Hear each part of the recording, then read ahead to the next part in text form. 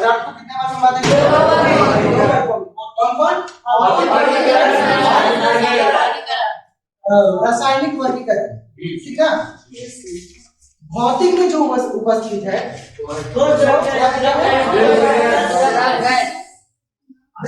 भौतिक अवस्था में जो पदार्थ हमारे वायुमंडल में उपस्थित है, टोटल 5 अवस्था में है, लेकिन हम लोग को जो पढ़ना है 9th क्लास में एक 3 ही अवस्था पढ़ना है।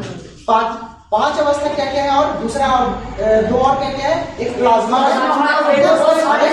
एक बोस आइंस्टीन है ना, बोन्स कंडेंसेट आइंस्टीन, ठीक है। लेकिन वो दोनों को नहीं पढ़ना, सिर्फ 2 ही 3 को पढ़ना हम लोग को, क्या क्या, ठोस, गैस और गैस, ठीक है। जितने भी पदार्थ हैं वो किसी भी अणु से या परमाणु से मिलकर के बना होता है। जितने भी पदार्थ है वो किससे बना होता है, अणु और परमाणु से बना होता है, ठीक है। ठोस में अणु और परमाणु की जो बीच की दूरी है वो बहुत ही कम होती है, ठीक है, यानी उसमें आकर्षण बल बहुत ज्यादा होता है, ठीक है। वो पास रहेगा उसका अणु परमाणु, ठीक है, समझे।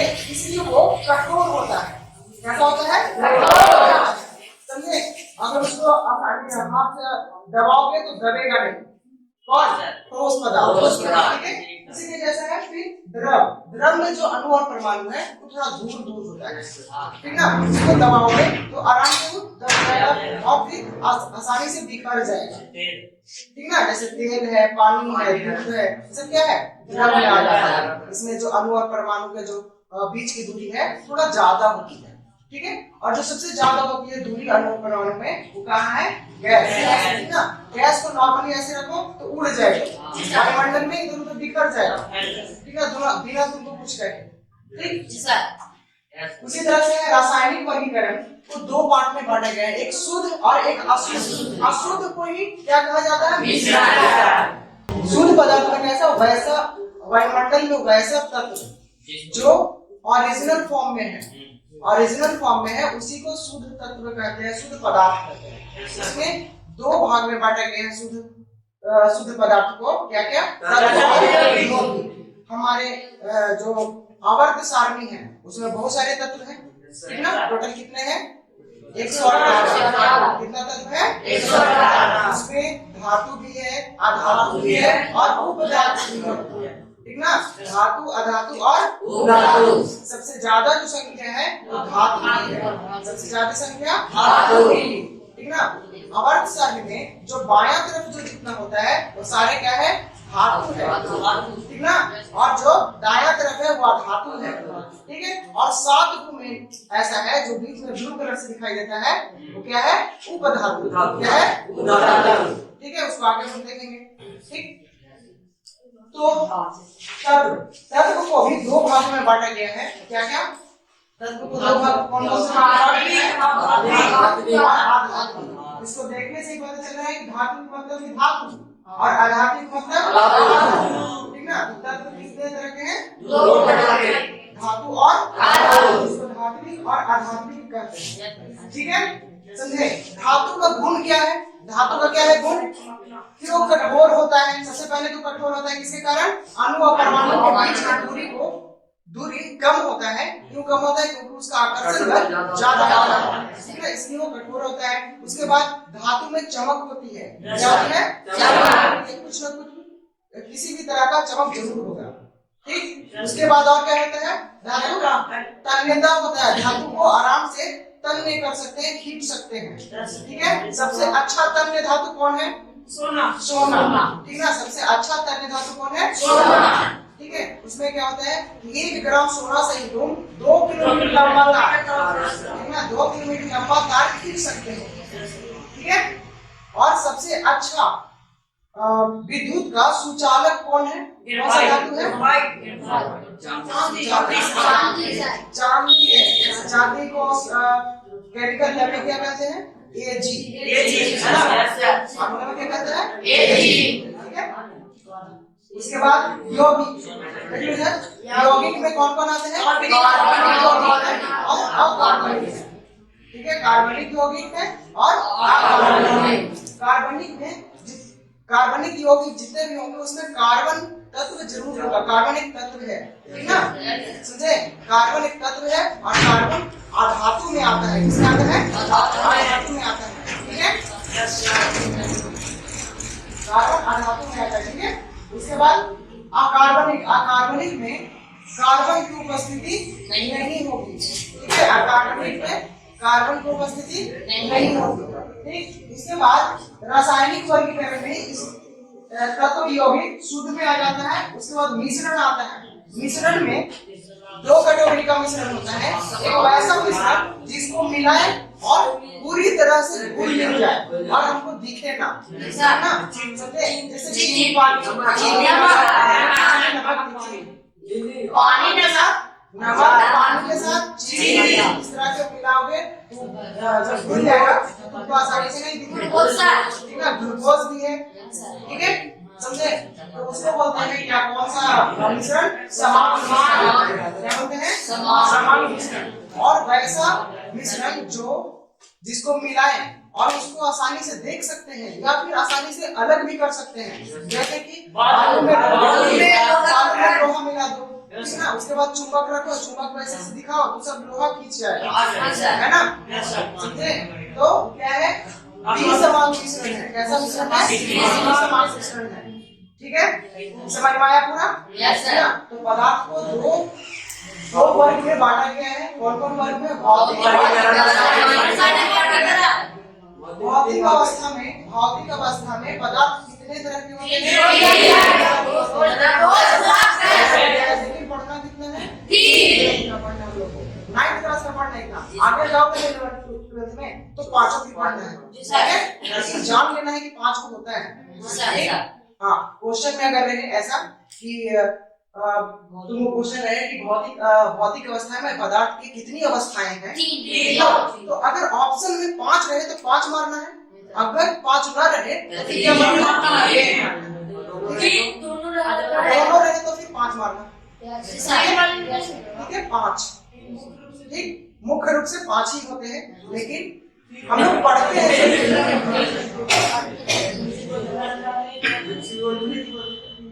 देख लो, समझ में आया, आगे बढ़े। देखो क्या है,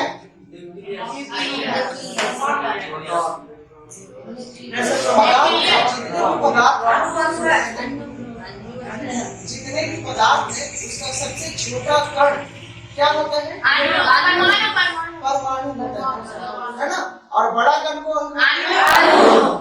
सबसे छोटा कण और सबसे बड़ा कण, ठीक ना। इस पदार्थ में ही कण है, छोटा सा कण, ठीक ना, इसके बालू में जो निकालो तो छोटा कण, वही समझो तुम्हारा कण, ठीक है। तो जितने भी पदार्थ हैं वो छोटे छोटे कण से मिलकर के बने होते हैं। और हम लोग का शरीर किस चीज से बनता है, कोशिका से बनता है, ठीक ना। तो पदार्थ जितना रहेगा तो कण से बनेगा, और हम लोग का शरीर क्या है, ठीक है। इसमें सबसे छोटा जो पदार्थ होता है, छोटा जो सबसे कण है पदार्थ का, क्या है, परमाणु, ठीक। और परमाणु के अंदर भी कुछ कुछ भाग होते हैं, परमाणु के अंदर भी भाग होते हैं। इस जो तुम्हारा फिगर है इसका है परमाणु का, ठीक ना, जो पिक्चर दिखाई दे रहा है क्या है, परमाणु का पिक्चर है। परमाणु में मुख्यतः कितने पार्ट्स होते हैं, 3 होते हैं, ठीक ना। क्या क्या होता है, ठीक है। उसमें एक और होता है अलग से जिसको बोलते हैं बीज का हिस्सा को, परमाणु के बीच के हिस्सा को क्या बोलते हैं, न्यूक्लियस बोलते हैं, है ना, केंद्रक, ठीक है, समझे, न्यूक्लियस बोलते हैं। तो न्यूक्लियस लिखा हुआ है ना, ठीक है। और न्यूक्लियस के अंदर 2 पार्ट होते हैं, न्यूक्लियस के अंदर क्या पार्ट होते हैं, 2 पार्ट होते हैं, प्रोटॉन और न्यूट्रॉन, ठीक है, प्रोटॉन और न्यूट्रॉन। और बाहरी कक्षा में जो चक्कर लगाते रहता है क्या होता है, जो न्यूक्लियस के बीच के पार्ट है, बीच का पार्ट है वो पॉजिटिव चार्ज होता है। कैसा चार्ज होता है, पॉजिटिव चार्ज होता है कि प्लस का साइन है, ठीक है। अब बताओ कि न्यूक्लियस का बीच का पार्ट प्लस चार्ज है, ठीक ना, तो इसमें से दोनों में से कौन प्लस होगा, न्यूट्रॉन वाला प्लस होगा कि प्रोटॉन वाला प्लस, प्रोटॉन वाला प्लस होगा, ठीक ना। क्यों, क्योंकि न्यूट्रॉन वाला न्यूट्रॉन होता है, सिर्फ न्यूट्रल होता है, उसमें कोई चार्ज नहीं होता है ना। न्यूट्रॉन में कोई चार्ज नहीं होता है, वो न्यूट्रल होता है, ना ही प्लस ना ही माइनस, ठीक है। चार्ज किसमें होता है? प्रोटॉन। ठीक है क्या? इलेक्ट्रॉन बता रहे हैं, पूछ रहे हैं, ठीक है। तो प्रोटॉन पर कैसे चार्ज होता है? Plus charge. ठीक है। उसके बाद जो हमारा इलेक्ट्रॉन है बाहरी कक्षा में चक्कर लगाते रहता है, ठीक है। उस पर क्या चार्ज होता है? माइनस। उसको बोलते हैं निगेटिव चार्ज। क्या बोलते हैं? Negative charge. ठीक है, माइनस लगा रहेगा उस पे। ठीक है, समझ में आया? इतना समझ में आया? Yes sir. बोलो करेंगे इसको? नहीं सर। देखो क्या है? ये भी परमाणु का डिजाइन है, ठीक ना, लेकिन सिंपल डिजाइन है। कुछ 3D में था, 2D में है, ठीक ना। 3D भी करता, 2D भी करता। कैसे? अब देखो बीच का हिस्सा जो है ये रहेंगे ना, न्यूक्लियस पार्ट है, क्या है? न्यूक्लियस। इसी के अंदर क्या क्या है? प्रोटॉन है और न्यूट्रॉन है ना। प्रोटॉन है और न्यूट्रॉन है। अब बताओ प्रोटॉन भारी रहेगा कि न्यूट्रॉन भारी रहेगा? न्यूट्रॉन ज्यादा भारी रहेगा, ठीक ना, समझे? न्यूट्रॉन ज्यादा भारी रहेगा, ठीक, समझे? हाँ। और सबसे हल्का कौन रहेगा? प्रोटॉन। ठीक ना, इलेक्ट्रॉन सबसे हल्का होता है, इसीलिए वो चारों ओर चक्कर लगाते रहता है। हल्का आदमी में दौड़ धूप कर पाता है, ठीक ना। अब जब बताओ कि तुम्हारे घर में कोई मोटा आदमी व्यक्ति है और उसको बहुत सारा काम दे दो, नहीं भाग पाएगा उतना, थक जाएगा, ठीक ना। इसलिए जो भाग दौड़ वाला काम होता है वो फुर्तीला आदमी को दिया जाता है, और फुर्तीला आदमी हमेशा दिखने में कैसा रहता है? ठीक ना, मोटा नहीं, ठीक है। जैसे कोई एक मोटा बच्चा है उसको दौड़ में लगा दो, एक पतला से कौन जीतेगा? ज्यादा भागेगा, ठीक है। बात नहीं, इलेक्ट्रॉन है जो हल्का होता है, ठीक है, और ये इतना हल्का होता है कि हमेशा न्यूक्लियस पार्ट का चक्कर लगाते रहता है, हमेशा चक्कर लगाते रहता है। और क्या करता है कि कभी बाहर भी चला जाता है और बाहर जाने के साथ साथ कभी कभी अंदर भी आ जाता है, ठीक है। 2-3 लोग को लेकर के अंदर भी आ जाता है और बाहर भी चला जाता है, इसीलिए इसको बोलते हैं आवारा कण। क्या बोलते हैं इसको? किसको बोलते हैं आवारा कण? इलेक्ट्रॉन।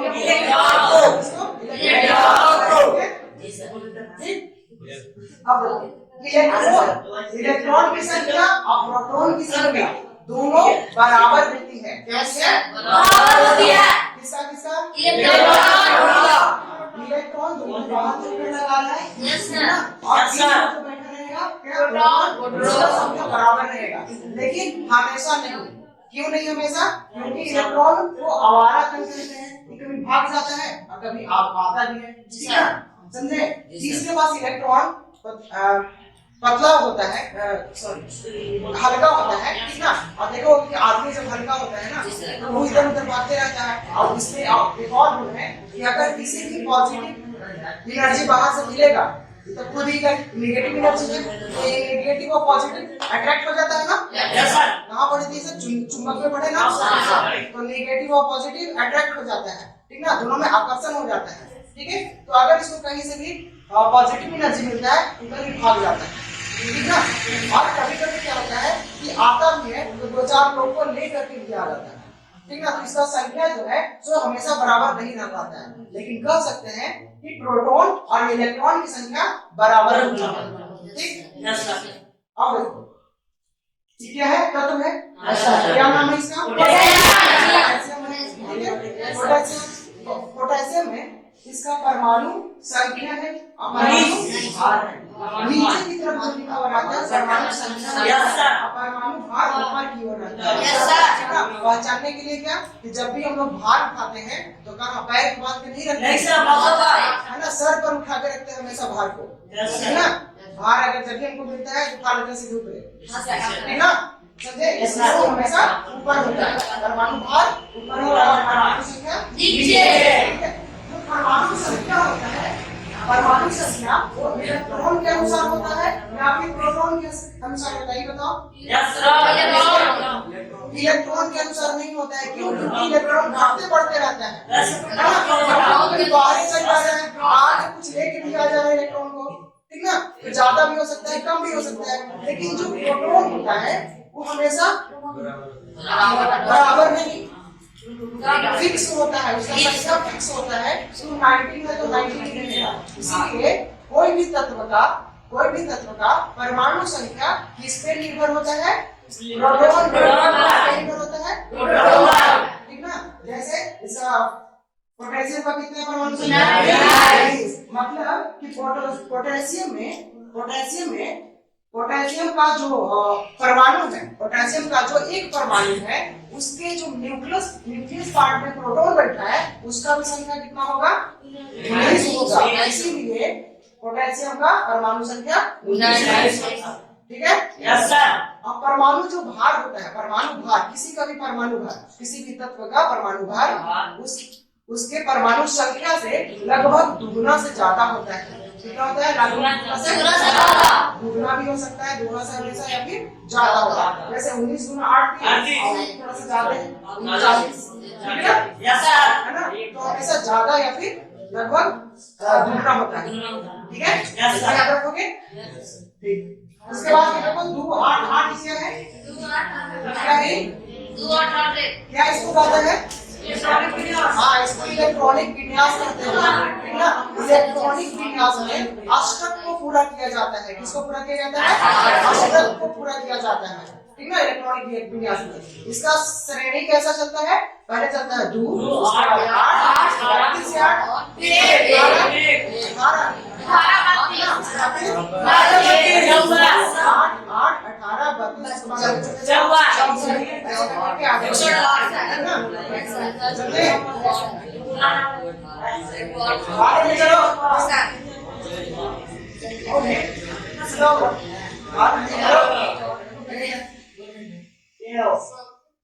एकदम बच्चा जैसा करते हैं। हाँ सर,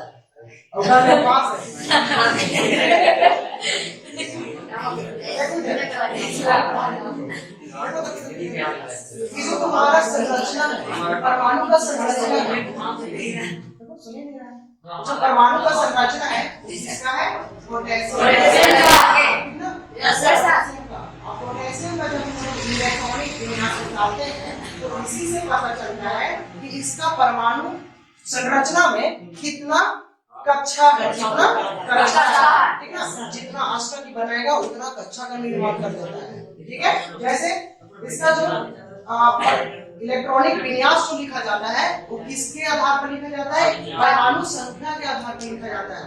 यानी जिस तत्व का तुमको इलेक्ट्रॉनिक विन्यास लिखना होगा तो सबसे पहले तुमको उसका परमाणु संख्या याद होना जरूरी है ना। जैसे इसका 19 होता है तो 19 में सबसे स्टार्ट करेगा, पहला कक्षा में 0 बनाएगा, दूसरा कक्षा में अरे दोनों मिलकर कितना हुआ? 10 मतलब अभी कितना जरूरी है, ठीक है। अगला फिर आएगा 8 आएगा, अब मिलकर कितना हुआ? ठीक है। इसके बाद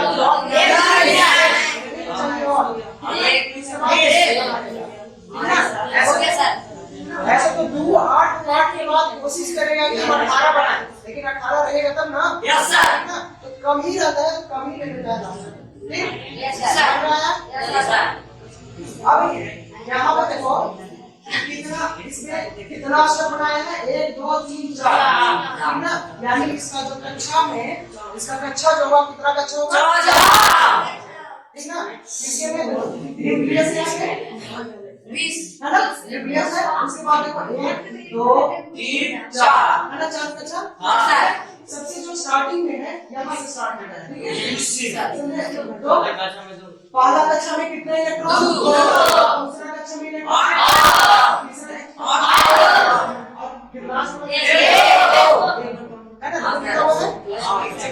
तीसरा अगर तुमको परमाणु संरचना का डिजाइन बनाना है, फोटो अगर बनाना है तो इसी तरह से बनाना, ठीक है। समझे? जानते थे नहीं? जानते थे ना? इसी तरह से बनाया जाता है, ठीक। समझ आया? आगे बढ़े। क्वेश्चन पूछिए थोड़ा सा।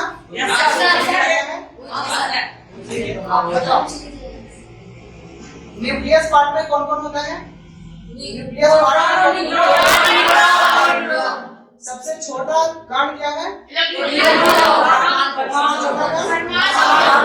परमाणु के अंदर सबसे छोटा और घर का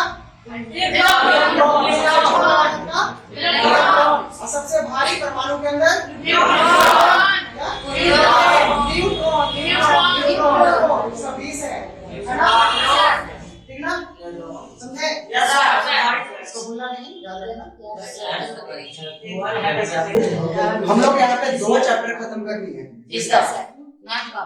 नाइट का क्यों? पदार्थ पर पढ़ना था, क्या पढ़ना था? परमाणु पढ़ना था। केमिस्ट्री में क्या आता है? परमाणु अलग है और पदार्थ अलग है, दोनों 2 टॉपिक है। 2 टॉपिक खत्म हो गया। देखो परमाणु एक कण, ठीक है, पदार्थ का एक कण है। इसको सबसे पहले कौन ढूंढा था? कौन? डाल्टन, ठीक ना? सबसे पहले परमाणु का खोज किया था, समझे? उसके बाद इसके अंदर भी पार्ट्स थे, लेकिन उसको नहीं ढूंढा, ठीक है? एकदम बच्चा जैसा घोषणा सबने, समझे कैसे? कि एक चीज मिल गया कुछ उसको और खुश होकर के नाचने लगा, ठीक ना? कि हम तो वैज्ञानिक बन गए, हमको क्या मिल गया? परमाणु मिल गया, समझे? तो उसके बाद अगला वैज्ञानिक आया, उसको भी कुछ मिला, वो भी उतना ही में खुश हो गया। फिर अगला वैज्ञानिक, उसको भी उतना ही मिला, वो भी खुश हो गया, बस उतना ही हो गया। और जो जॉन डाल्टन था, वो क्या क्या किया?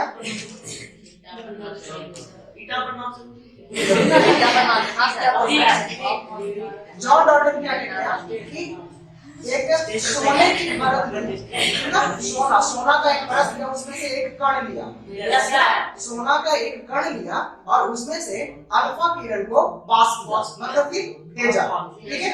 जैसे इसके अंदर भेजा, ठीक है, तो बहुत सारा किरण जब भेजा तो बीच का पार्ट में से उसका रिफ्लेक्ट होकर वापस आ गया, ठीक ना? तो बताया कि जो परमाणु है, परमाणु का जो बीच का हिस्सा है, ठीक ना, वो कठोर है। कैसा है? कठोर है, ठीक है?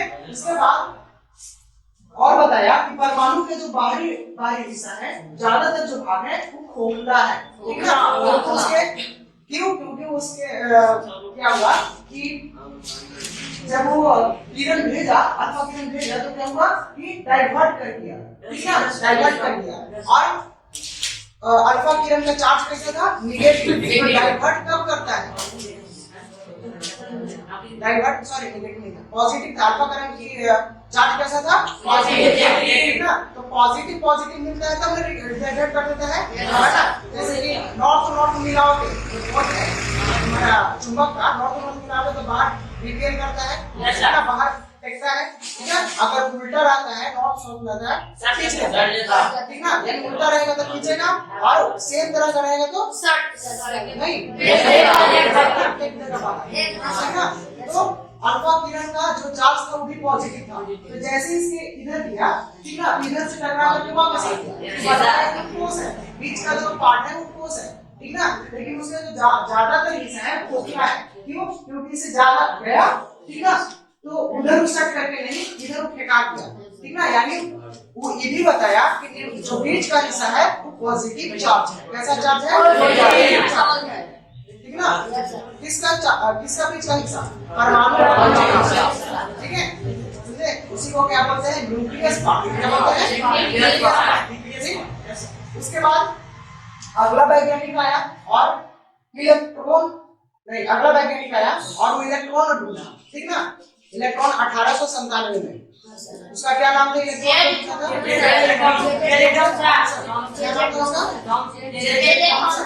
ठीक ना? J Thomson. एक और बात बताया कि इलेक्ट्रॉन का जो चार्ज है वो कैसा है? निगेटिव है, ठीक ना? माइनस, ठीक? जे थॉमसन ने बताया। और वही बताया कि हमेशा इलेक्ट्रॉन जो होता है वो न्यूक्लियस पार्ट का चक्कर लगाते रहता है, ठीक? उसके बाद अगला वैज्ञानिक आया और ढूंढा प्रोटॉन। क्या ढूंढा? प्रोटॉन, ठीक ना? उसका क्या नाम था? क्या नाम था? गोल्डस्टीन। प्रोटॉन को कौन खोजा? गोल्डस्टीन, ठीक ना? कौन खोजा? गोल्डस्टीन, ठीक ना? 1919 ईस्वी में प्रोटॉन को कौन खोजा? गोल्डस्टीन। कब? 1919 ईस्वी में, ठीक है? और बताया कि प्रोटॉन का जो चार्ज है वो कैसा है? पॉजिटिव है। कैसा है? पॉजिटिव है। उसके बाद अगला वैज्ञानिक आया न्यूट्रॉन, ठीक ना। और न्यूट्रॉन को बताया कि क्या है वो, उसमें कोई चार्ज नहीं है, न्यूट्रल है। न्यूट्रॉन मतलब न्यूट्रल, ठीक ना। गाड़ी में न्यूट्रल लगाते हो तो कुछ काम नहीं करता है, एक्सीलरेटर देते रहो, अगर यहाँ है करेगा आवाज, कुछ नहीं आवाज आगे बढ़ेगा। जब तुम गियर दोगे तब जाके आगे बढ़ेगा। तो न्यूट्रल मतलब होता है कुछ नहीं, ठीक ना, समझे। तो न्यूट्रॉन पर कैसा कैसा चार्ज है, कोई चार्ज नहीं, ठीक है, समझे। No charge. तो न्यूट्रॉन को कौन खोज किया, जेम्स चैडविक। कौन खोजा, जेम्स चैडविक। कब खोजा था इसको, 1932 ईस्वी में। कब खोजा था, 1932 ठीक ना। 1932 में कौन खोजा, जेम्स चैडविक। न्यूट्रॉन को ढूंढा, ठीक है, ठीक समझ में आया। फिजिक्स 1897 में इलेक्ट्रॉन का, प्रोटॉन का खुला था रदरबर्ग, सॉरी गोल्डस्टीन 1919 ईस्वी में। बस ना, और कुछ न्यूक्लियस के रदरफोर्ड, यस सर, ठीक ना। वही बताया था कि बीच का हिस्सा क्या है, कठोर है, और बाहरी हिस्सा खोखला है, ठीक ना।